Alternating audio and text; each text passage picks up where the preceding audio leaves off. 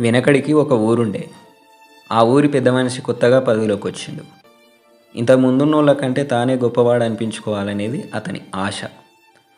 అతడు రచ్చబండ మీద కూర్చున్న కొద్ది రోజులకే ఎండాకాలం వచ్చింది. జనాలందరూ ఉక్కపోత వడదెబ్బలతోని అల్లాడుతున్నారు. కొందరు వచ్చి ఈయనతోని బాధ చెప్పుకున్నారు. దాంతోని పెద్ద మనిషి దీనికి ఏదో పరిష్కారం చేయాలని బాగా ఆలోచించిండు. ఇప్పుడు ఈ సమస్య నుంచి బయటపడాలంటే మనకు చలవదనం కావాలి, కాబట్టి ఊరంతా పందిరేయండ్రా అని చెప్పిండట. జనాలకి ఈ మాట బాగా నచ్చింది. హుషారుగా పోయి కనిపించిన చెట్లు మొత్తం కొట్టుకొచ్చి వీధులు వాకిళ్ళు అంతా పందిళ్ళేసేసిండ్రు. సరిపోకపోతే మామిడి నిమ్మ తోటలను కూడా ఇడవకుండా నరికి తెచ్చేసిండ్రు. పచ్చగా మెరిసిపోతున్న ఊరిని చూసుకునేసరికి జనాలకు పండుగ లెక్క అనిపించింది. ఆ ఊరి పెద్ద ఆ ప్రజల కళ్ళకు దేవునిలాగా కనిపించిండు. ఇంతలో పెద్ద మనిషి భార్యకు తేలు గడిచింది. దాన్ని చంపుదామంటే దొరుకుతలేదు. ఒకనికి పందిరి గుంజ ఎక్కుతున్నట్టు కనిపించింది. దగ్గరికి పోయి చూసేసరికి మాయమైంది.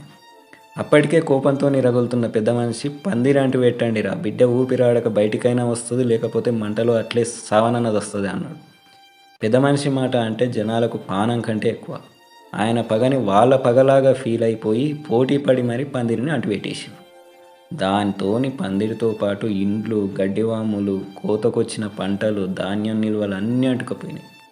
అరే ఇట్లయింది కదా, ఇప్పుడు ఎట్లరా దేవుడా అనుకొని పెద్ద మనిషి ఆ మంటలను ఆర్పాలని ఎంబడే చెరువు కట్ట దించండిరా అన్నాడు.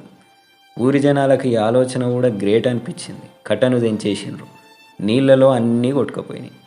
ఇప్పుడు వాళ్ళకి ఇండ్లు లేవు, పందిళ్ళ వల్ల తోటలు పోయినాయి, పంటలు మొత్తం అంటుకుపోయి కొట్టుకుపోయినాయి. చెరువు తెంచడం వల్ల నీళ్లు కనీసం పండించుకునే అవకాశం లేదు. కనీసం గొంతు తడుపుకుందామంటే చుక్క బొట్టు లేదు. కేవలం కట్టుబట్టలు మిగిలినాయి. ఇదేందయ్యా ఇట్లా అయింది అని పెద్ద మనిషితోనే అన్నారు బాధతోని. ఏం చేస్తాం, పరిస్థితులు ఇట్లా వచ్చినాయి, దేవునికి మన మీద దయ లేదు అని ఆ పెద్ద మనిషి దిగులుగా అన్నాడు. అప్పుడు ఆ జనాలు ఏమన్నారంటే, ఏ జన్మలో ఏ పాపం చేసుకున్నావో నాయన, ఇప్పుడు ఇట్లా అనుభవిస్తున్నాం, కానీ మా బాధ అంతా ఏంటంటే మాకు ఎంతో మంచి చేయబోయి నీవు కూడా ఇట్లా కష్టాల పాలవుతుంది కదా అని బాధపడ్డారు. ఈ కథ విని మీకేమనిపించిందో కామెంట్లో చెప్పండి.